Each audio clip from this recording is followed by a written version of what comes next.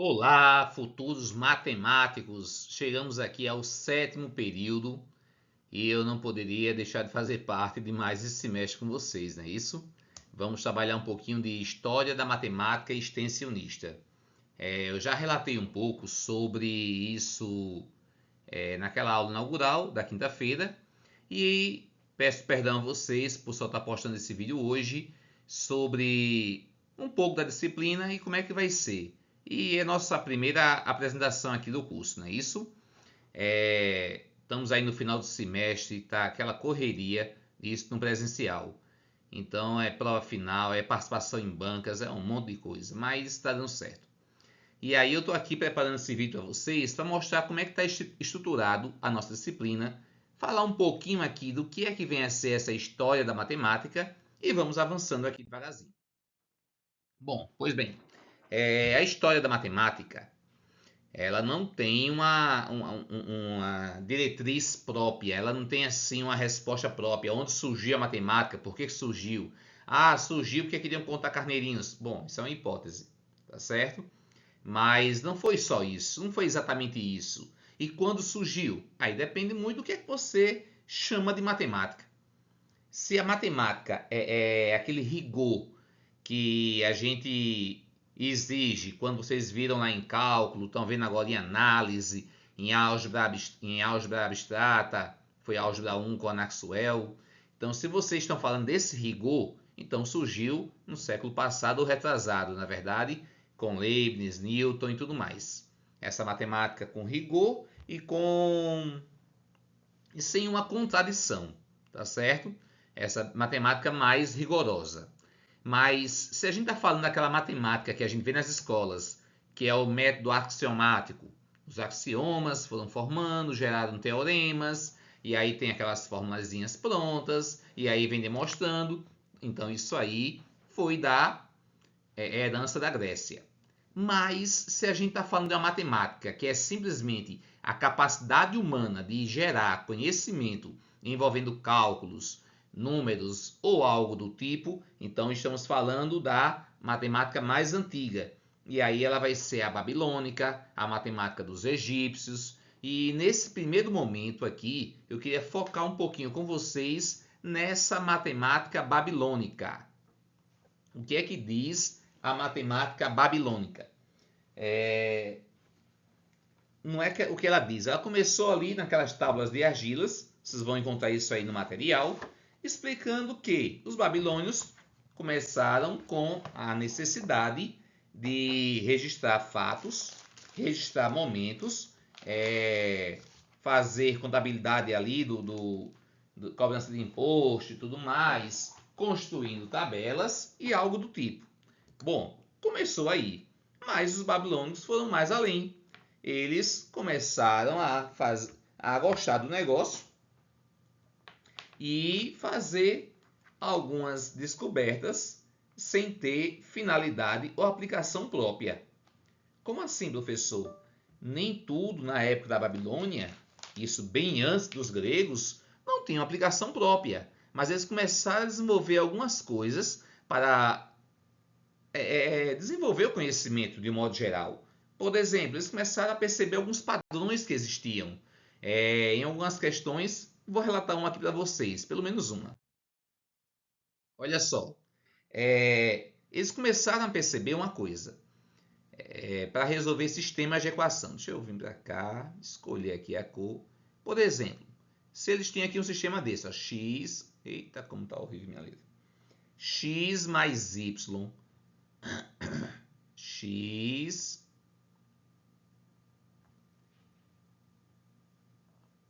mais y igual a 20. Então, eles já começavam a deduzir o seguinte, que era um retângulo, eles tentavam geometrizar para tentar visualizar as coisas. Começava com quadrado. Quadrado seria 10 e 10, a área máxima é 100. Acompanha comigo. Bom, mas se não fosse 10 e 10, a área é 100, olha só, 10 e 10. Os valores de x e y. E aí a sua área seria o quê? Seria 100. Ai, que raiva. Olha só. E aí aqui eu teria uma área igual a 100, por exemplo. Bom, mas isso aí seria o máximo. Se eu tivesse aqui, então, no valor de x e y, isso vai fazer tabelas para perceber padrões. E olha só que padrão interessante descoberto aí pelos babilônicos, de acordo com as tábuas de argilas que encontramos no material, tá certo? Olha só, se eu tenho aqui, se o x é 9, vamos supor aqui que o x é 9 e o y vai ser 11, né? Tem que dar 20. Qual seria a área disso? A área seria 99. É porque por esse caminho aqui do PowerPoint é horrível de escrever. Lá no OneNote é top, fica bem legalzinho. Bom, e se fosse 8? Se aqui o x fosse 8, o meu y tem que ser quanto? Tem que ser 12. Quanto é 8 vezes 12? 8 vezes 12, olha só aqui, ó. 8 vezes 12... Aqui é 9. 9 vezes 11. Porque minha letra é muito redonda. Quando quase vou arredondando, ele pensa que é uma circunferência. 8 vezes 12 vai ser o quê? Vai ser 96. 96. Pronto. Em nome de Jesus vai dar certo esse negócio. Pessoal, perceba o seguinte. Digamos que aqui existe um ponto médio. Qual é o ponto médio de 20? Se fosse 10, 10, seria 10, não é isso? 10, pronto. Tá certo? Se for 99, qual é a diferença de 99 para 100? Não é 1? Então, quer dizer o quê? Que um vai ser 10 menos 1 e o outro é 10 mais 1. Nesse caso aqui, 96, quanto é que falta para chegar a 100? É 4. Qual é a raiz de 4? É 2. Então, quer dizer que um deles vai ser 10 menos 2 e o outro é 10 mais 2. Então, eles perceberam esse padrão. Então, se aparecer um sistema para eles assim, olha só. Se aparecia um sistema para eles, que dizia o seguinte, eu anotei aqui para ajudar a minha vida aqui. X mais y igual a 20. E x vezes y igual a 91. Tá certo? 91. Olha só. 91 do produto. Quanto é que falta para chegar a 100? Para chegar a 100 não é igual a 9? Qual é a raiz de 9? A raiz de 9 é 3. Quer dizer o quê? Que os valores de x e y vão ser 1 é o ponto médio, que é 10. 10 mais 3, que é 13. E o outro vai ser o quê? 10 menos 3, que é 7. 3 vezes 7 é 91 e 13 mais 7 é 20. Ou seja, resolviam sem usar fórmulas. E é aí, pessoal, que vem a brilhantude da história da matemática. Para que serve? Para que estudamos? Não já está pronto? Vamos só aplicar? Não, não é bem assim. A partir da história da matemática até hoje, ocorrem várias descobertas de métodos de ensino. Imaginem vocês explicarem isso aos seus alunos lá no sexto ano, que é possível resolver um sistema como esse sem precisar recorrer a fórmulas de equação de segundo grau. Olha só como isso é brilhante. Existem hoje vários e vários estudos que relacionam a história da matemática com o ensino de matemática. Inclusive, a UFRN é um dos polos mais importantes nisso aí. Mais forte também. Eles buscam ensinar a matemática trazendo história da matemática. Porque o que é que eles presumem? Se antes de tudo que a gente tem hoje, tecnologias, há mais de várias décadas, milênios atrás, conseguiu entender, por que hoje o aluno do 7º, 8º, 9º ano, com todos os recursos que tem, não consegue? Então, eles buscam isso para tentar transmitir o ensino de matemática da melhor maneira possível. E aí, o que acontece? A UFRN virou esse polo de pesquisa em História da Matemática com alguns professores. Primeiro, Bernadette Murray, John André Fossa, e aí desses aí surgiram Irã Abreu Mendes, aí temos Liliane, a própria Silvia chegou a fazer parte, Silvia, coordenadora do nosso curso de matemática. Acredito que ela fez parte também desse grupo de História da Matemática no seu mestrado. Ou seja, eles trabalharam com a história da matemática para ensinar a matemática de maneira mais prática, mais simples, para que os nossos alunos conseguissem entender. Então é por isso que a gente estuda história da matemática, para que vocês sejam desenvolvedores de técnicas de ensino. E isso tem gerado inúmeras dissertações de mestrado e doutorado, e pesquisas a fundo sobre isso aí. Isso é só a ponta do iceberg do que vamos ver nesse curso. A próxima aula eu vou falar um pouquinho sobre a matemática egípcia. Depois a Grécia e assim por diante. Qual foi a contribuição que eles tiveram para a matemática? Qual é o rigor que existe nisso aí? Sei que vocês já viram várias coisas, mas aqui seria só um detalhe a mais. E aí eu preciso que vocês leiam o material. Vou postar para vocês alguns áudios que eu tenho feito de resumos de aulas, audiobook, que vai ajudar vocês a entender um pouco dessa história. Mas não achem que história é só para ficar ouvindo. Matemática, a história da matemática tem que ser praticada, como aqui esse exemplo agora. Praticar para que vocês sejam desenvolvedores, facilitadores do ensino de matemática para o aluno de vocês, ok? Vamos dar continuidade agora apresentando um pouquinho de como está organizado o nosso material.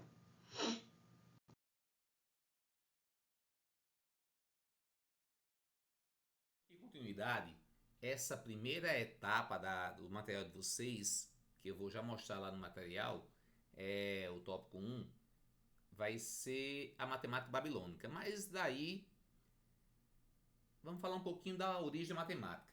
Babilônia, perspectivas históricas, sociedade egípcia, e é isso que vamos trazer nesse primeiro momento, tá certo? É importante que leiam o material, escutem tudo isso aqui. Bom, vamos falar um pouquinho aqui das perspectivas históricas. E aí, a matemática veio da Grécia Antiga ou da Era Moderna? Há alguns contratempos em relação a isso, como eu já comentei um pouquinho com vocês. Na Grécia Antiga, deixa eu juntar aqui porque pronto.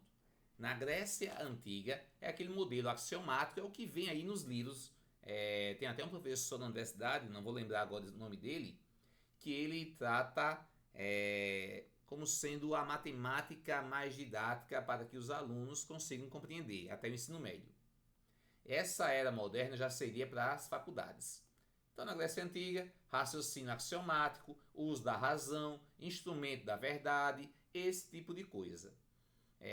Quando exige isso aqui, então a gente pode dizer que a matemática veio da Grécia. Se você está querendo saber de onde veio todo esse rigor aqui. Axiomático, usa a razão, instrumento da verdade. Então, tudo isso veio da Grécia. Mas se você for mais rigoroso, um saber mais rigoroso, um saber sem contradição, então isso aí veio da Era Moderna, século XIX e XX, com Leibniz, Bolzano, esse outro aí que eu não vou dizer o nome dele agora, certo? Mas Leibniz, Newton, que tem até aquela polêmica lá de quem descobriu o teorema fundamental do cálculo, se foi Leibniz ou Newton, diz que foi até para a justiça na época isso aí, porque Leibniz dizia que foi ele, Newton dizia que foi ele, enfim, parece que agora descobriram registros que Leibniz estava certo, ele que na verdade conseguiu desvendar o teorema fundamental do cálculo. Bom, essa era moderna é o que até hoje desenvolvemos. Sempre temos aí descobertas novas, e isso aí gera dissertações de mestrado, doutorado, na área de matemática pura. Então isso aí é o que a gente chama da era moderna. Na Grécia Antiga aí vem Euclides, os elementos de Euclides, para provar alguma coisa eu uso axiomas e teoremas já demonstrados, que vocês viram um pouco disso aí lá em lógica matemática, viram um pouco também em teoria dos números e assim por diante. Então isso aí é da Grécia Antiga, na Era Moderna. Mas se a gente quer saber como foi que o ser humano conseguiu desvendar algumas coisas matemáticas, aí vamos aqui para a sociedade babilônica. E aí nós temos aí vários momentos. Por exemplo, a escrita e a numeração. Essa escrita sexagesimal, com 60 símbolos, é herança dos babilônios. Professor, mas nosso sistema é decimal, só tem 10 números, 10 símbolos. 0, 1, 2, 3, 4, 5, 6, 7, 8 e 9. Não, não só isso. A gente usa sexagesimal. Aonde? A gente usa no tempo. O tempo ele é um sistema sexagesimal. Usa-se 60 símbolos. Você quando conta o tempo, você vai até 60. Quando gera 60 segundos é que vai virar 1 minuto. Quando gera 60 minutos é que vai virar 1 hora. E assim por diante.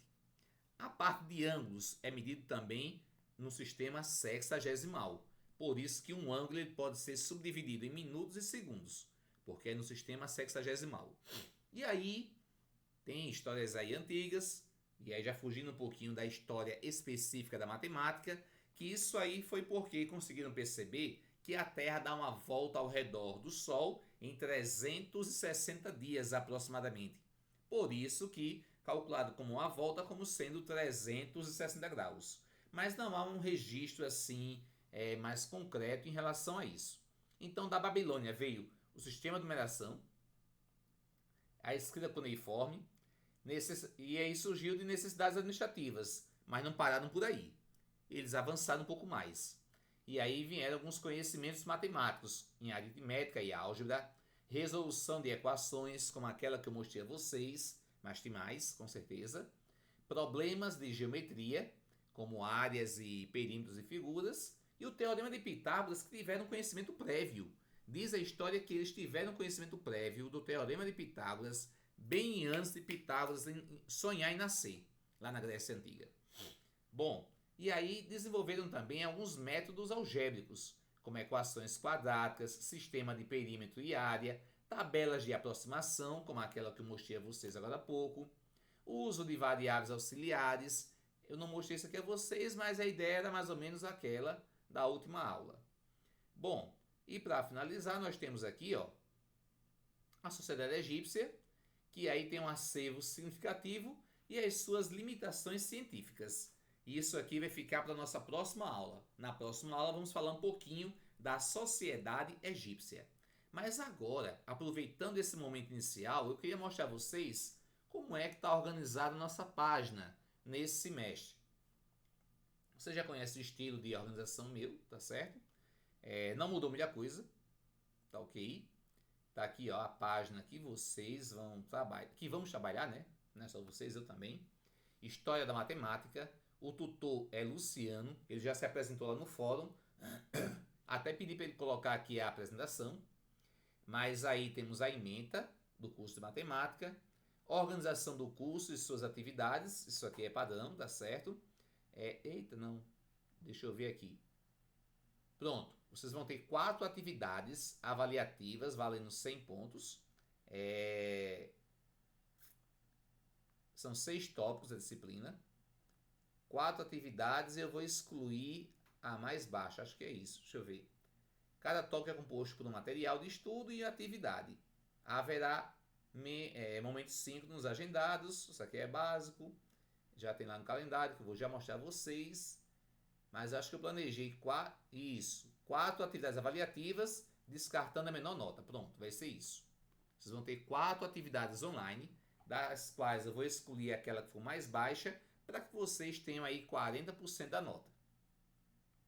Um ponto aqui importante que eu quero mostrar a vocês, reforçar, é o nosso cronograma. A gente falou aqui hoje um pouquinho sobre a sociedade babilônica, parte 1. Vamos falar também sobre a sociedade egípcia e um pouquinho sobre os gregos. Sobre os gregos tem bem mais coisa. Vamos falar sobre isso aí durante do dia 9 até o dia 22. Eu planejei aí 3 semanas. Deixa eu ver, 9 a 22, 2 semanas. Desculpa. Começando hoje, né? Isso praticamente. E vamos até o dia 22. E aí eu quero fazer mais vídeos, mais áudios, explicando isso aqui a vocês mais detalhadamente. Vejam que a história da matemática não é só história como história do Brasil, algo assim não. A gente vai trabalhar um pouquinho como é que eles descobriram, como é que era feito naquela época, como é que eles faziam isso aí. Essa essência é muito importante, já falei o motivo, não vou ser redundante. Depois vamos fazer, aprofundando um pouquinho mais aqui, do dia 23 até o dia 8. Eu sei que tem um carnaval aqui no meio, tá certo? Por isso coloquei essa parte básica aí com 2 semanas. Terminando aqui esses 2 tópicos, vamos ter a nossa primeira atividade online. E aqui no dia 9 de março, daqui a um mês, de hoje a um mês, eu pretendo apresentar a vocês o projeto de extensão, que vai ser combinado com o professor Narsuel, que está com análise extensionista. Vamos trabalhar juntos um só projeto para que vocês até consigam desenvolver as outras atividades que vocês já têm nas escolas. Então, dia 9 vai ser a apresentação.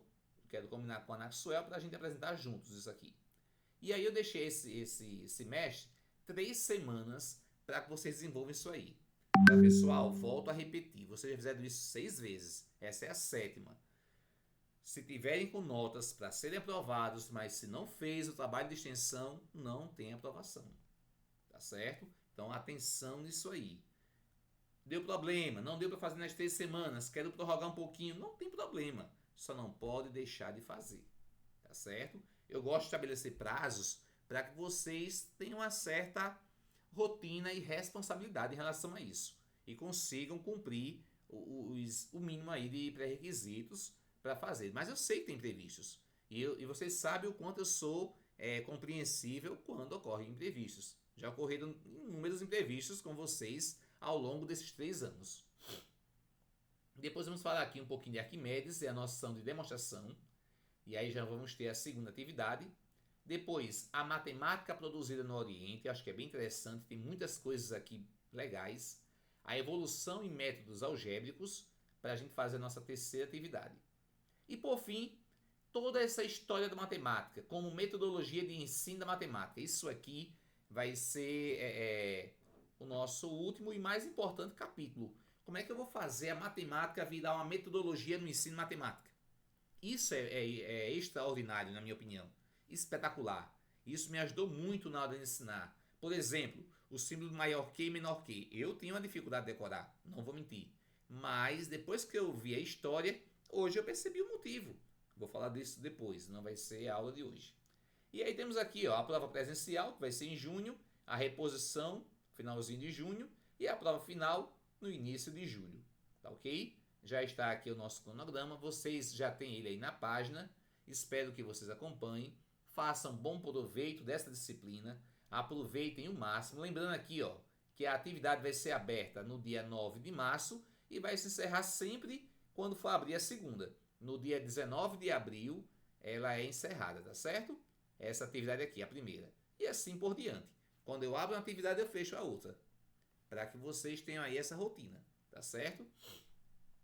O que mais? Pronto. No mais, não. Tem mais uma coisinha aqui sim. Tem um ponto aqui que eu quero mostrar a vocês, que está na página. O cronograma eu já mostrei, as webinars. Pronto, os livros. Eu coloquei aqui 3 livros. Pessoal, a gente está no berço da história da matemática, no berço que eu digo assim, de intelectuais que trabalham com isso, aqui na UFRN. Eu peguei um livro mais simples, o livro 1, que vai ser o ponto de partida para a gente estudar, tá certo? O livro 2 vai ser um complementar, mas esse João Bosco Pitombeira já teve aqui na UFRN, é um professor excepcional, tá certo? E aí tem um livro bem resumido sobre tópicos de história da matemática, porque a história da matemática mesmo não teria como, não cabe no semestre. É muita coisa mesmo. Tem um livro, não vou lembrar agora dele aqui, mas se eu achar o PDF dele vou colocar. Ele é maior do que a Bíblia, tem mais de 500 páginas. É gigante mesmo o livro. E tem esse aqui, que é do nosso professor da UFRN, Irã Abreu Mendes e Miguel Chequian. Tive a grande satisfação de conhecer também esses 2 professores. História nas aulas de matemática. É usar a história da matemática nas aulas de matemática. Então o Irã fez esse trabalho com Miguel Chequian. Hoje Irã, se não me engano, está lá na Universidade do Pará. Mas ele tem uma forte ligação com a UFRN. Trabalhou aqui muitos anos. Inclusive esse Miguel Chequian fez doutorado com ele aqui na UFRN, se eu não estiver enganado.